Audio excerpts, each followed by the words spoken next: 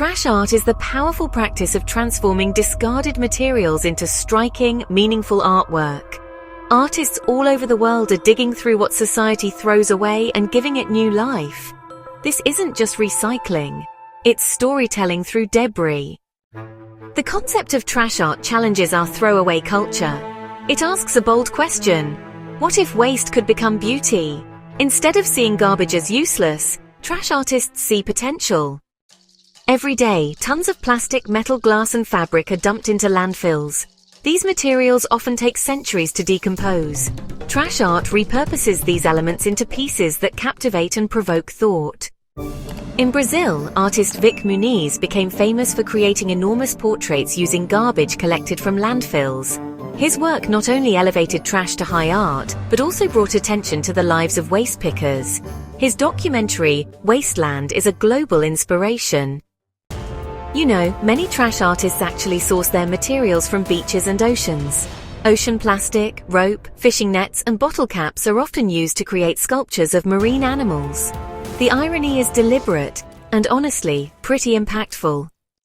Some artists build these monumental sculptures using old car parts, wires, and rusted tools. These metal beasts often resemble creatures of the future, or maybe even warnings of it. Their presence is haunting, poetic, and, well, unforgettable. In schools, trash art is becoming a really creative way to teach sustainability. Children learn to see waste differently. Old cereal boxes become robots, cans become lanterns, and broken toys are, reborn. One of the most accessible forms of trash art is, well, collage. Using newspapers, wrappers, and torn posters, artists create these layered visual stories. Each element carries its own history and message. In urban environments, trash art often appears as street installations. Imagine walking past a wall covered in crushed cans, all arranged into a mural of a human face. It stops you, makes you think, and honestly challenges your perceptions. Fashion designers too have embraced trash as textile.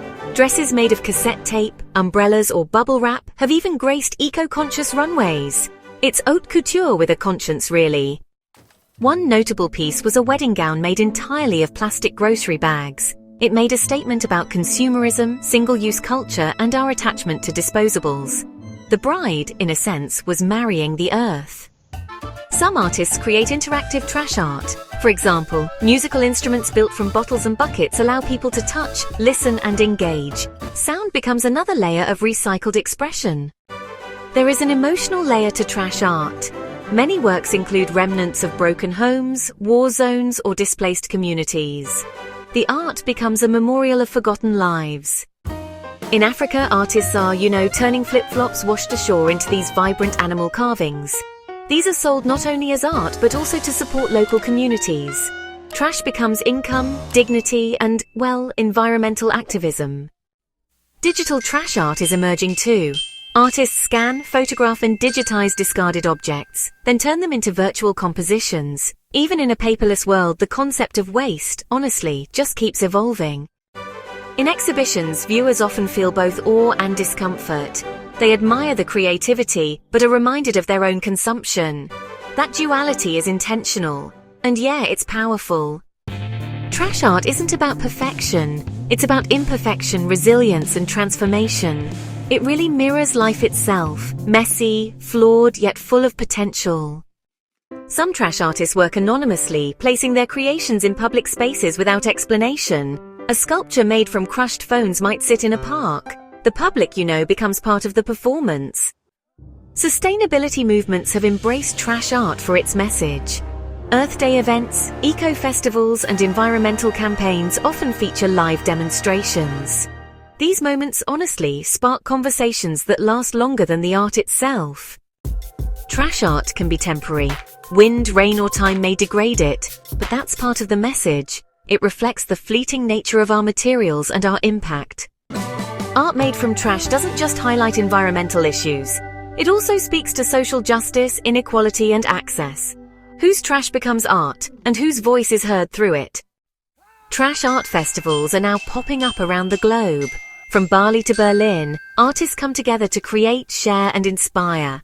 Visitors leave with new ideas, and often less wasteful habits. For some, trash art is deeply personal.